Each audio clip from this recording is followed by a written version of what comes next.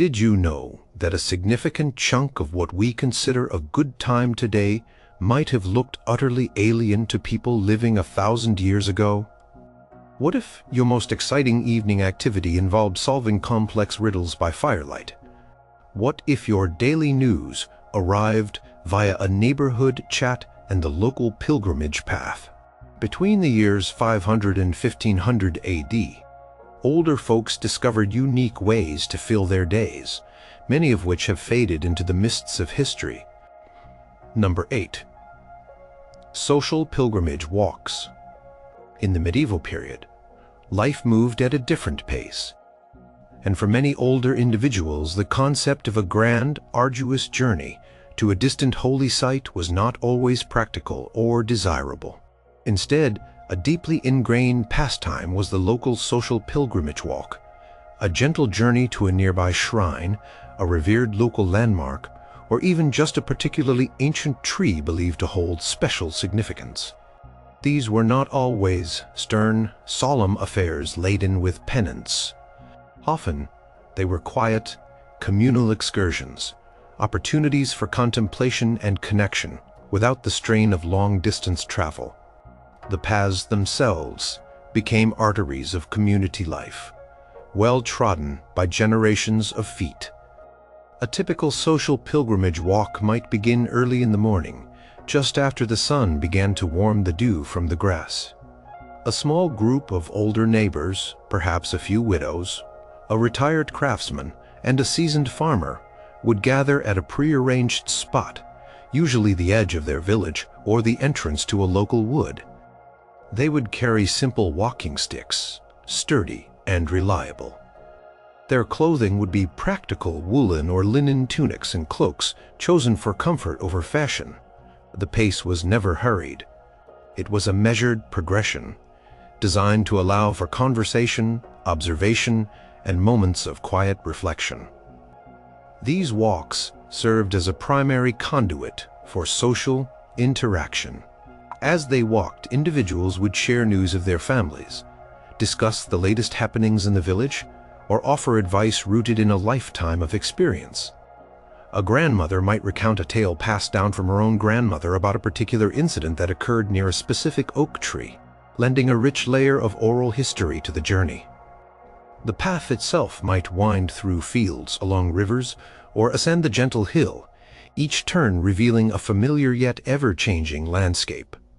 The sounds were those of nature birdsong, the rustling of leaves, the distant bleating of sheep, punctuated by the soft murmur of voices. The destination was often a small, unadorned wayside cross, a tiny chapel, or a natural feature, like a spring known for its clear, cold water. Upon arrival, there might be a short, silent prayer, a moment of individual thought, or the sharing of a simple meal of bread and cheese, brought from home. Sometimes, a small offering would be left, a wildflower, a smooth stone, or a carefully tied ribbon. These offerings were not necessarily for grand spiritual reward, but rather gestures of respect and continuity, connecting the present walkers to those who had walked the same path for centuries. The act of placing an offering cemented their place within a long lineage of local tradition. The return journey was often even more relaxed. With the immediate objective met, the conversation might turn lighter, perhaps to reminiscences of youth or observations about the changing seasons. These walks were also informal knowledge exchanges. An older woman steeped in generations of lore might point out a particular herb growing by the path, explaining its uses for ailments or its significance in local superstitions. A retired man, perhaps a former stonemason, might comment on the construction of a distant church tower, visible on the horizon, sharing insights into its age and craftsmanship. These gentle pilgrimages were a vital part of staying connected to the land and to the community. They provided a regular, low-impact form of physical activity, keeping limbs limber and minds engaged. They offered a structured way to leave the confines of home and enter a shared public space, providing mental stimulation and preventing isolation. The quiet rhythm of walking, The familiar sights and sounds and the companionship created a deeply comforting and meaningful routine for those in their later years. They were not about grand revelations or miraculous cures, but about the steady, quiet nourishment of the soul and the maintenance of social bonds in a world without swift communication or organized leisure activities. The beauty lay in their simplicity and their profound integration into the daily life of a community, a practice almost lost to modern understanding of pilgrimage as a strenuous large-scale undertaking. Number 7. The chirurgeon's garden, tending, and lore sharing. For many older individuals in the medieval era, particularly women, the cultivation and understanding of a chirurgeon's garden was far more than just a hobby. It was a revered pastime that blended practical necessity with deep historical knowledge and social connection. This was not simply about growing food, but specifically about cultivating herbs, plants, and even certain fungi known for their medicinal properties. These gardens were often small, tucked away behind homes or within monastery walls, but their significance extended far beyond their physical size. The act of tending such a garden became a profound engagement with nature's healing bounty and a cornerstone of community well-being. An older woman, perhaps a village matriarch or a former monastic sister, would often be the keeper of such a garden and its associated lore. Her hands, gnarled with age and experience, would carefully tend to rows of calendula, known for its wound-healing properties, or digitalis, a plant whose potent effects required careful handling. She might crouch low, her breath clouding in the cool morning air, examining the leaves of comfrey for signs of pest or disease, its strong roots valued for setting bones. The garden was a living encyclopedia, each plant a page of ancient knowledge passed down through generations. The process involved not just planting and watering, but also precise timing for harvesting. Different parts of a plant, leaves, roots, flowers, seeds, had optimal times for collection to maximize their potency.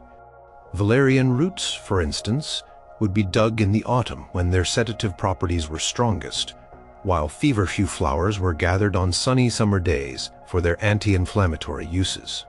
The air in such a garden would be a complex tapestry of scents. The sharp tang of rue, the sweet perfume of lavender, the earthy aroma of freshly turned soil, and the pungent notes of wormwood. Every sense was engaged in this quiet, focused labor. Beyond the physical act of tending, the true richness of this pastime lay in the sharing of knowledge. Younger women, often daughters or granddaughters, would spend hours by the side of their elder absorbing lessons, not from books, but from direct observation and spoken tradition. An elder might explain how to prepare a poultice from plantain leaves for insect bites, or how to brew a tea from chamomile to soothe troubled sleep. They would learn not just the recipes, but the nuances, which moon phase was best for gathering certain herbs, or which prayers might be said over a mixture to enhance its effect. A blend of practical botany and folk wisdom, this knowledge was often passed on through storytelling.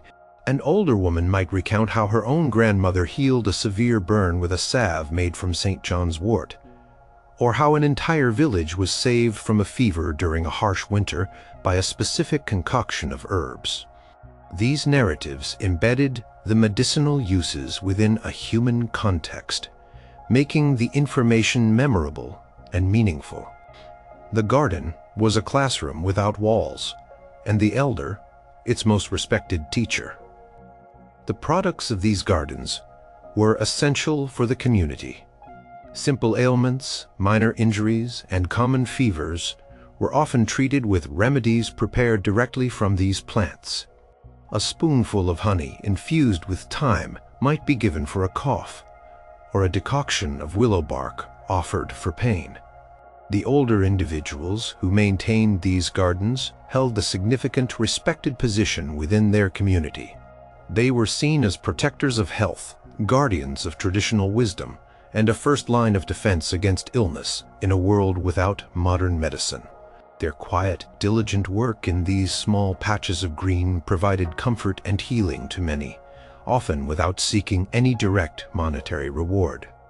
The satisfaction came from the act of nurturing, from the continuity of knowledge, and from the visible benefit their work brought to others, a quiet, profound contribution to the well-being of their village that remains a largely unseen facet of medieval life.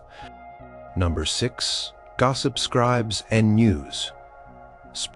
In an age before newspapers, radio, or even widespread literacy, the dissemination of news and information was a highly personal and often theatrical affair. For many older folk, particularly those with sharp minds and keen ears, becoming a gossip scribe or a central figure in a news-spreading circle was a vibrant, esteemed pastime.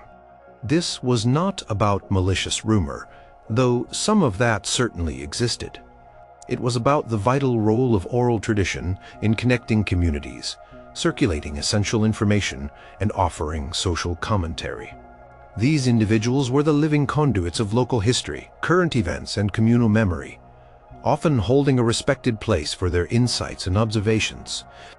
The gathering place for such circles might be the village well, the communal bread oven, the marketplace on a quiet afternoon, or even a specific bench outside a favored tavern. Older men, perhaps retired merchants or seasoned farmers, would congregate, leaning on their walking sticks, their eyes scanning the faces of those passing by. Older women, perhaps on their way to or from the market, would pause, baskets resting at their feet, ready to contribute or absorb. The air would be alive with the low hum of voices, punctuated by occasional laughter or gasps of surprise. The gossip scribe was less about writing and more about remembering and recounting. These individuals possessed an uncanny ability to retain details, connect disparate pieces of information, and weave them into coherent narratives. They might have heard a snippet from a traveling merchant about a new tax levied by a distant lord, a tale from a returning pilgrim about a local miracle at a shrine, or an observation from a neighbor about a family dispute. Their skill lay in piecing these fragments together, sifting out the improbable and presenting the information in a way that was both engaging and informative. When a significant piece of news arrived, perhaps through a traveling friar or a returning soldier, the news-spreading circle would come alive. An older man, known for his steady voice, might begin by announcing the arrival of a new shipment of goods at the market, or perhaps the impending visit of a local dignitary. Another might add a detail about the specific kind of cloth or the precise day of the dignitary's arrival, building the story collaboratively. This was a dynamic, interactive process where each participant added layers to the emerging narrative, verifying details or offering personal perspectives. For older women, these circles often revolved around domestic and social intelligence. Who's marrying whom?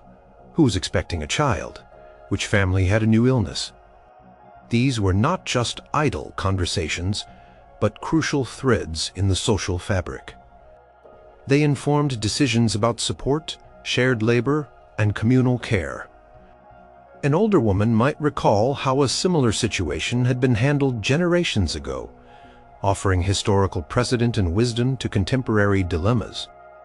They were the unofficial archivists of family histories and community relationships. The satisfaction for these gossip scribes and circle participants came from their central role in the flow of information. They were sought out for their knowledge, their opinions were valued, and their presence ensured that news, however it arrived, would circulate effectively. They provided a crucial service in linking families and individuals within the wider community. Their sharp memories and storytelling prowess were not just a source of entertainment, but a vital component of social cohesion. The process fostered a sense of shared experience and collective understanding in a world where information was a precious hand-delivered commodity. This intricate personal network of news dissemination, built on trust and shared narratives, is a lost art of communication, replaced today by the impersonal speed of digital streams, leaving behind the rich, nuanced human connection that once defined it. Number 5. Winter nights, storytelling, and riddle. Solving When the medieval winter nights descended, long and dark, with the cold seeping into every crack, outdoor work ceased, and communal gatherings moved indoors. For older folk, these extended evenings transformed into a cherished pastime. Elaborate storytelling sessions and intricate riddle solving. This was not a passive form of entertainment. It was a deeply interactive and intellectually stimulating activity that brought generations together, preserved cultural heritage, and sharpened minds.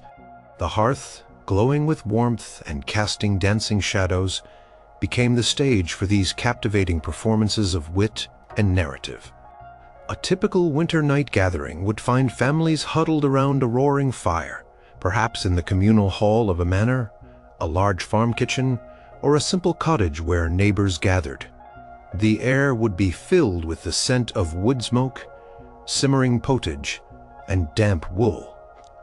Older men and women, often seated in the most comfortable spots closest to the warmth, would be the primary purveyors of these tales and puzzles. Their voices, seasoned by years, would command attention as they spun narratives that could transport listeners to mythical lands or deep into the historical past. Storytelling was a true art form.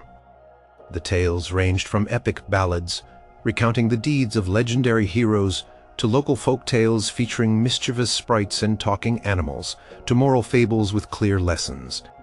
An elder might begin with a classic like The Adventures of King Arthur, or the struggles of a local saint, drawing on a vast repertoire passed down through generations. The narrative would unfold slowly, rich with descriptive language, dramatic pauses, and changes in vocal tone to convey different characters or emotions.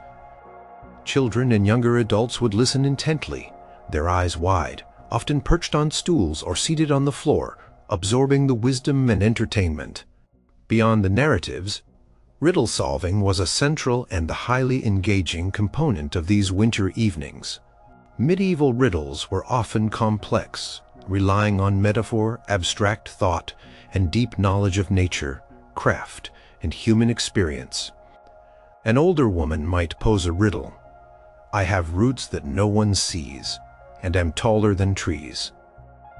Up I go and up I grow, but yet no motion I show. What am I? The younger listeners would ponder, whispering answers, while the older generation would offer subtle clues or enjoy the collective struggle. The answer, of course, was a mountain. The satisfaction came not just from knowing the answer, but from the mental exercise of unraveling the linguistic knots. Some riddles were practical, hinting at tools or agricultural practices. Others were philosophical, probing concepts of life and death, good and evil. The challenge was a delightful way to keep the mind agile and to subtly educate the younger generation about various aspects of their world. These sessions were also a way to transmit local history and family lore. An elder might tell a tale about a specific ancestor or recount an event that shaped their village, lending a sense of continuity and shared identity. The social aspect was paramount. These gatherings fostered strong intergenerational bonds. Grandparents shared wisdom and entertainment with their grandchildren, creating cherished memories. They provided a much-needed escape from the harsh realities of winter, offering warmth, light, and mental stimulation.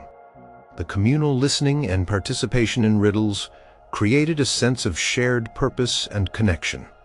It was a time for collective memory to be reinforced, for laughter to echo off the timbered walls, and for the quiet satisfaction of a mind well exercised to settle in. These winter nights, filled with the resonance of ancient voices and the sparkle of solved puzzles, represented a rich, immersive form of entertainment and education that has largely faded with the advent of faster, more visually driven diversions. Number 4. Convetive taffel games and board strategy. While chess eventually dominated the intellectual landscape of medieval board games, for centuries before its widespread adoption, and indeed alongside it, a family of strategic board games known as taffle games offered a profound and competitive pastime, particularly for older individuals.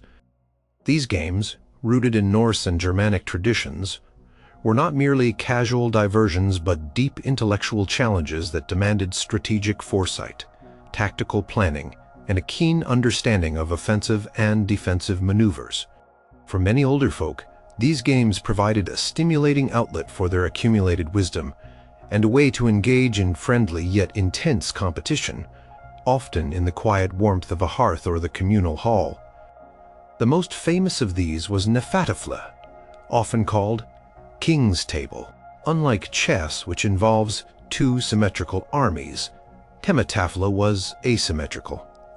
One player controlled a larger force of guards tasked with capturing a central king, while the other player commanded a smaller group of attackers whose objective was to trap the king. This asymmetry created a dynamic and complex strategic challenge. The board itself could vary in size, from small portable versions carved into wood or stone to larger, more elaborate boards used in communal settings. The playing pieces were simple, often pegs or small stones easily distinguishable. An older man, perhaps a seasoned veteran of village life, would sit across from a neighbor, his brow furrowed in concentration. His fingers, perhaps gnarled from years of farming or crafting, would carefully maneuver his king piece, trying to find an escape route through the attacking lines. His opponent, an older woman perhaps, known for her sharp wit and calculating mind, would methodically close off avenues, her guards moving in precise formations, aiming to corner the king. The game demanded patience, a deep understanding of spatial relationships, and the ability to anticipate multiple moves ahead. The atmosphere around a Tafle game was often one of intense quiet, broken only by the soft click of pieces being moved and the occasional grunt of frustration or satisfied sigh.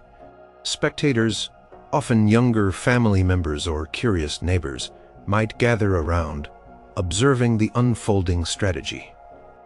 While the players themselves maintained focused silence, onlookers might offer silent commentary or internal predictions. For the players, the game was a mental workout, a way to keep their minds sharp and engaged in a challenging puzzle. The satisfaction came not just from victory, but from the intellectual sparring, the elegant execution of a complex maneuver, or the clever escape from a seemingly impossible situation. Tapla games were often played during long winter evenings, during breaks from seasonal work, or as a leisurely pursuit in community gathering places. They provided a structured opportunity for social interaction that went beyond mere conversation. The competitive aspect fostered a sense of camaraderie and respect between opponents. A well-played game, even if lost, was still appreciated for its strategic depth. These games offered a dignified form of competition that suited the slower pace of life for older individuals, allowing them to demonstrate their mental acuity and experience. The specific rules of Tafle games varied across different regions and centuries, adding another layer of historical intrigue. Some versions might have included rules for specific capture methods, or for the placement of the king in the center, or on a designated throne square. This regional variation meant that playing the game was also a connection to local tradition and history. The practice of gathering around a simple board, engaging in profound strategic thought, and sharing the quiet intensity of a game that had been played for centuries represents a forgotten type of social and intellectual engagement that once thrived among older generations. Number 3. Late life craft apprenticeships and skill refinement.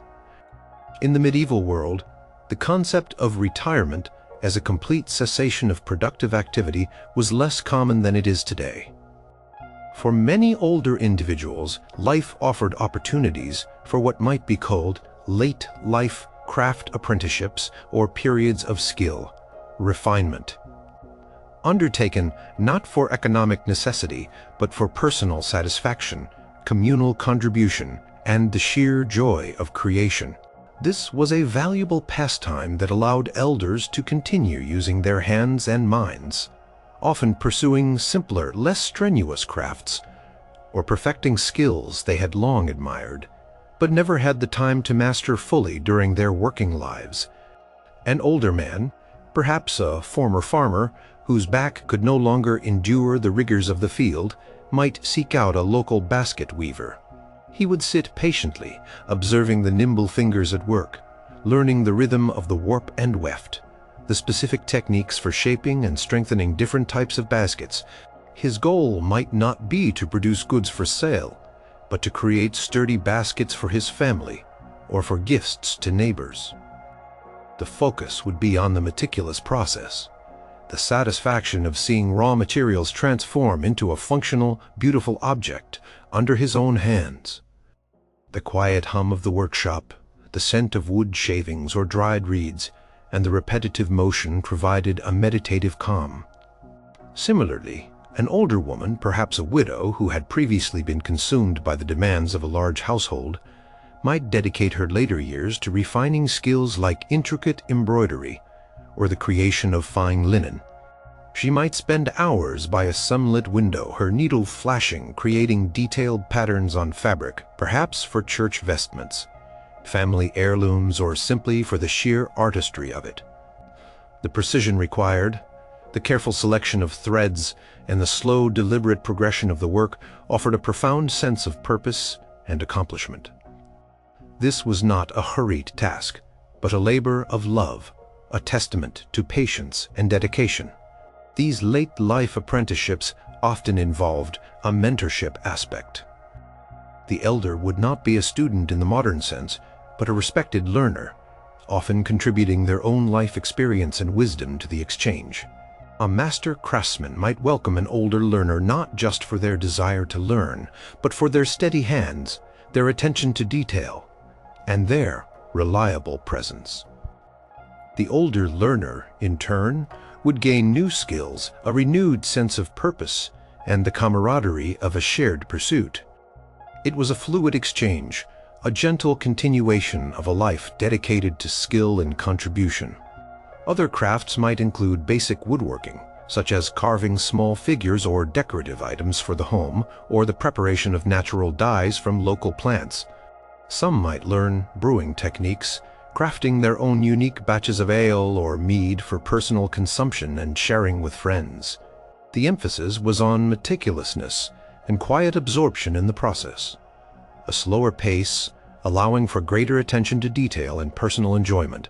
The beauty of this pastime was its accessibility and its quiet dignity. It allowed older individuals to remain engaged and productive within their communities, not through strenuous labor, but through the refinement of skills that brought personal satisfaction and tangible value. It was a quiet rebellion against idleness, a celebration of continuous learning and the enduring human desire to create with one's hands. This dedication to craft, pursued for its own sake in later life, represents a form of leisurely self-improvement and communal contribution that is less commonly seen as a primary pastime today. Number 2. The art of medieval social letter writing. In the medieval era, personal communication, particularly over distances, was a slow and often elaborate process. For many older folk, the act of social letter writing was a distinct and valued pastime, far removed from today's instant messages or even casual emails. This was not about business transactions or urgent news. Instead, it was an art form focused on maintaining personal connections, sharing narratives, and engaging in reflective thought, often involving communal participation in both creation and reception. These letters were cherished objects, carefully crafted and eagerly awaited, forming tangible links across physical divides. The typical social letter might begin with a formal but heartfelt salutation, addressing the recipient with appropriate titles and warm personal greetings. The writing surface itself might be parchment or sturdy paper, the ink made from gallnuts and iron salts, giving it a rich, dark hue. The older individual, perhaps a retired scholar, a respected merchant's widow, or a former monastic scribe, would sit at a sturdy desk, perhaps by a window, the light falling on the page. The pace of composition was unhurried, allowing for careful thought and elegant phrasing. The content of these letters was often a leisurely ramble through personal observations, philosophical musings, and detailed descriptions of local events. An older man might describe the progress of the harvest in his village, or recount a particularly interesting visit from a traveling performer. An older woman might share news of her grandchildren, offer gentle advice on a domestic matter, or describe the changing seasons outside her window. The beauty lay in the detail and the personal touch, painting a vivid picture for the distant recipient. This was storytelling on a page, designed to evoke connection and shared experience. Crucially, the creation of these letters was often a collaborative effort. If the sender was not fully literate, they would dictate their thoughts to a younger, educated family member or a local scribe. This dictation process itself became a social event, with the elder carefully choosing their words and the scribe patiently committing them to paper. The nuances of tone, the selection of vocabulary, and the overall flow of the narrative were carefully considered, ensuring the letter accurately conveyed the sender's personality and affection. Upon completion, the letter might be folded, sealed with wax, and entrusted to a traveling merchant, a pilgrim, or a trusted messenger. The journey itself could take days, weeks, or even months, building anticipation. The reception of a letter was often a communal affair. When a messenger arrived, the letter might be read aloud to the assembled family or neighbors, transforming a private message into a shared experience. The expressions on the faces of the listeners, the interjections of understanding or surprise, added another layer to the communication. The elder, who sent or received such letters, played a significant role in maintaining these delicate social threads. They were the anchor points in a network of personal connections, ensuring that family bonds remained strong even across distances, and that news of individual lives continued to circulate. The letters served as a tangible reminder of affection, shared history, and ongoing relationship. For the older individuals, the act of composing such a letter provided a stimulating intellectual exercise, an outlet for their thoughts and feelings, and a profound sense of connection to those they cared for, regardless of physical proximity. This meticulous, thoughtful, and often communal approach to personal correspondence stands in stark contrast to our rapid-fire digital exchanges, highlighting a lost art of communication centered on patience, reflection, and deep personal investment. Number 1. Communal vigil keeping and watch duties. In the medieval period, particularly in smaller towns and villages, the responsibility of community safety and peace often extended beyond official guards or watchmen. For many older individuals, participating in communal vigil keeping and watch duties was a recognized and respected pastime, often undertaken during the long nights. This was not about strenuous patrolling or direct confrontation, but about quiet observation, the shared responsibility of maintaining order and providing a reassuring presence through the hours of darkness. It was a way for elders to contribute meaningfully to their community's well-being, fostering a unique blend of vigilance, companionship, and contemplation. A communal vigil might begin after the evening meal, as the last rays of daylight faded. A small group of older men, perhaps a retired carpenter, a seasoned baker, and a former soldier, would gather at a designated post, often a quiet street corner, a vantage point overlooking the village, or a communal gate. They would carry simple lanterns, their soft glow cutting through the deepening gloom, and perhaps a staff for support. The night air would be cool, often carrying the scent of damp earth or distant hearth fires. The primary duty was observation. Their eyes would scan the familiar streets, listening for unusual sounds, a stray animal, a distant traveler, or any disturbance that seemed out of place. The quiet rhythm of the night was punctuated by the occasional hoot of an owl, the rustle of leaves in the wind, or the soft creak of timbers from nearby houses. This was a patient, attentive watch, a slow absorption of the nocturnal landscape. For older individuals, it provided a quiet space for reflection, a time to observe the world without the clamor of daily tasks. The social aspect of these vigils was significant. While the duty was serious, the hours spent together fostered camaraderie. The men would share quiet conversation, recounting stories from their youth, discussing village matters in hushed tones, or simply enjoying the silent companionship. It was a time for shared thoughts and understanding, for mutual support in the long hours. A shared flask of ale or a piece of dry bread might be passed around, cementing the bond between the watchkeepers. These moments, steeped in quiet, shared responsibility, created a strong sense of unity and purpose. Sometimes, the vigil might involve a specific duty, such as ensuring that the village gates were properly secured, or that the communal fire remained safely contained. But mostly, it was about presence, the knowledge that vigilant eyes and ears were active throughout the night provided a profound sense of security for the sleeping inhabitants. The elders, with their accumulated wisdom and steady temperament, were seen as reliable guardians, their experience proving invaluable in assessing potential threats or de-escalating minor disturbances.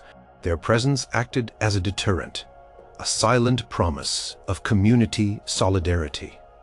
As the night wore on, the sky would slowly transition from velvet black to the soft gray of dawn. The first sounds of waking life, a rooster's crow, the distant lowing of cattle, the rustle of preparing for morning chores, would signal the end of their watch. The older men would extinguish their lanterns, offer a silent nod of acknowledgement to one another, and disperse, heading home for warmth and rest. The quiet dedication of these older individuals in their communal vigil keeping represented a fundamental aspect of medieval community life, a shared responsibility for peace and safety, undertaken not as a burdensome task, but as a meaningful contribution and a unique form of social engagement that once united generations in the quiet hours of the night.